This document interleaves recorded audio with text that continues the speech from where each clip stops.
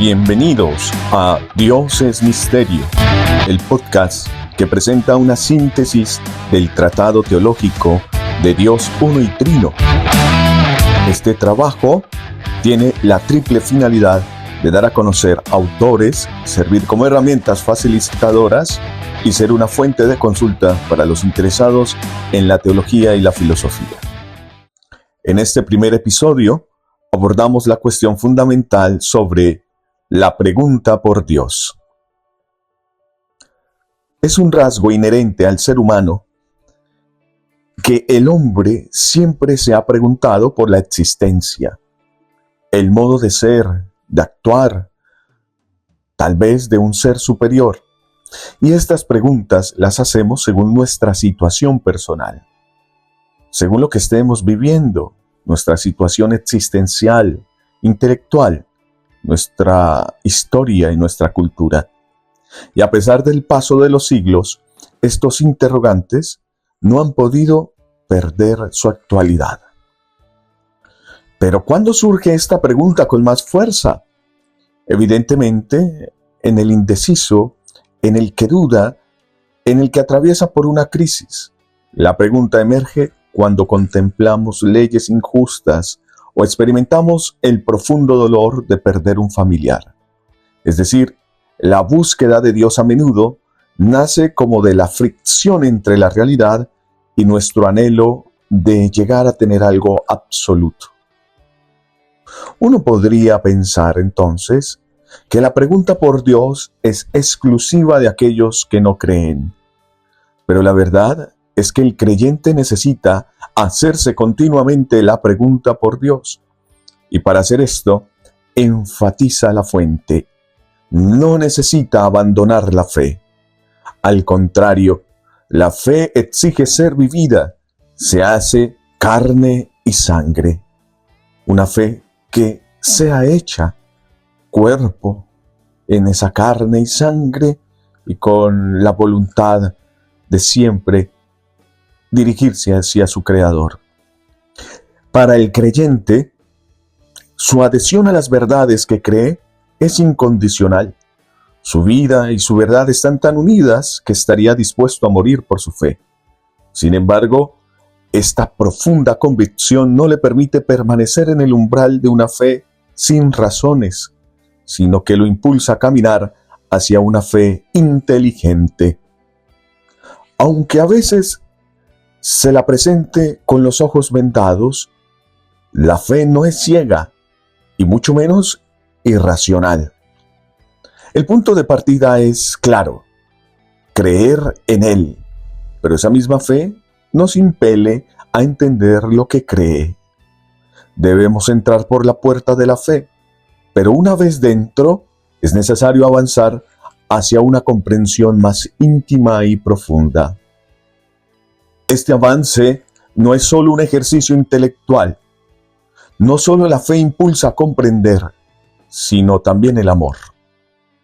El conocimiento de Dios no se limita a la capacidad de los aparatos de medir o las reglas científicas que el ser humano ha creado. Hay un conocimiento del corazón, un conocimiento efectivo. De hecho, el conocimiento de Dios a que el hombre accede es inspirado por Dios, es decir, revelado.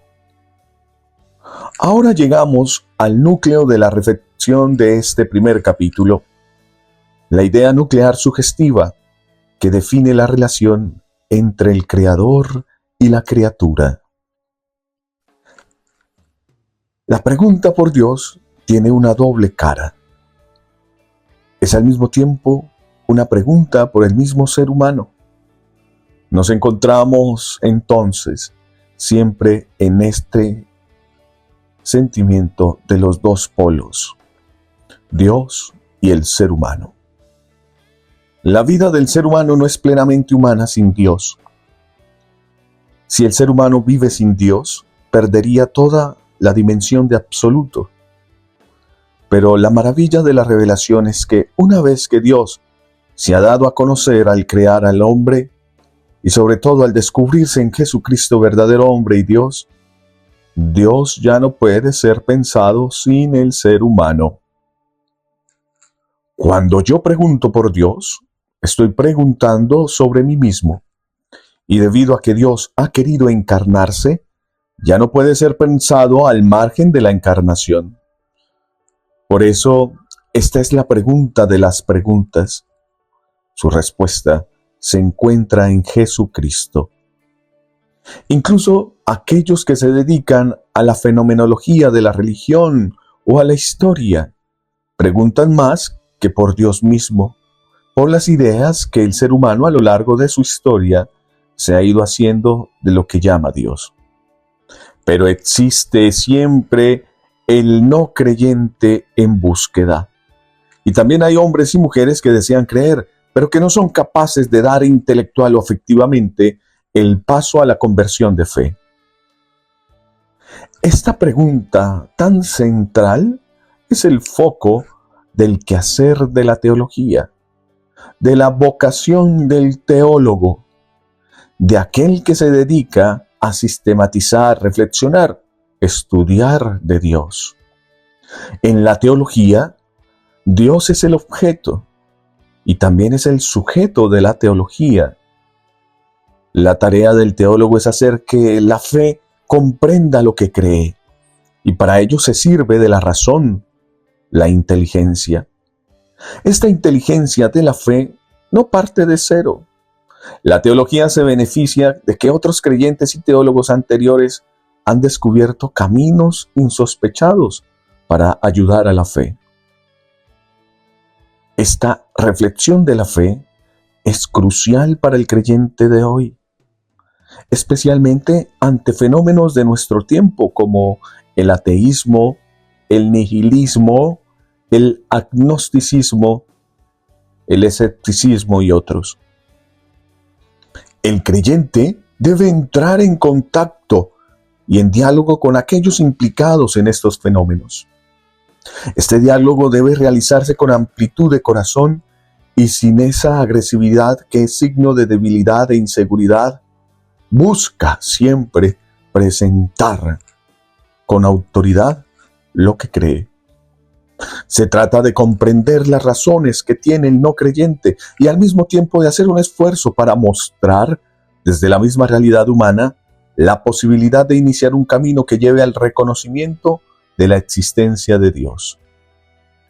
Un punto importante para la autocrítica en este diálogo es que el creyente debe reconocer si no ha hablado de Dios con claridad, si ha ocultado con su vida y testimonio el rostro de Dios, o si la historia cristiana ha vivido en una ambigüedad que rayaba con el fariseísmo. Sin embargo, la verdad de la fe permanece como un don. Nunca podrá ser evidente racionalmente una verdad que desde hecho busque solamente sin la gracia de Dios. Por eso es un don y a la que se llega mediante la libertad y a la voluntad personal. Para finalizar este primer capítulo, contrastemos el trabajo reflexivo del teólogo con la vivencia de la mayoría de los fieles. El cristiano sencillo vive su fe la mayor parte del tiempo de forma razonable, pero en un silencio religioso. Existe un conocimiento íntimo, recóndito, gozoso y sosegado de Dios en muchos cristianos sencillos. Esta vivencia, a veces expresada inadecuadamente en la religiosidad popular, es la prueba más sencilla del encuentro con el misterio divino.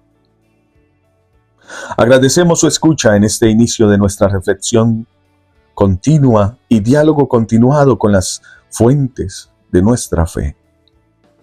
Recuerden que esto tiene como fin exhortar a la lectura del magisterio de la Iglesia y de la Sagrada Escritura, y por ningún motivo debe ser cantera para que se promueva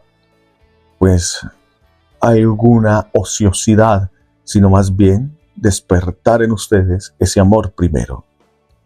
Los invitamos a acompañarnos en el próximo episodio, donde abordaremos el capítulo 2, la situación actual por la pregunta por Dios, donde veremos cómo el Concilio Vaticano II y la filosofía moderna influyeron en la concepción actual de Dios. Que Dios nos bendiga y nos guarde. Amén.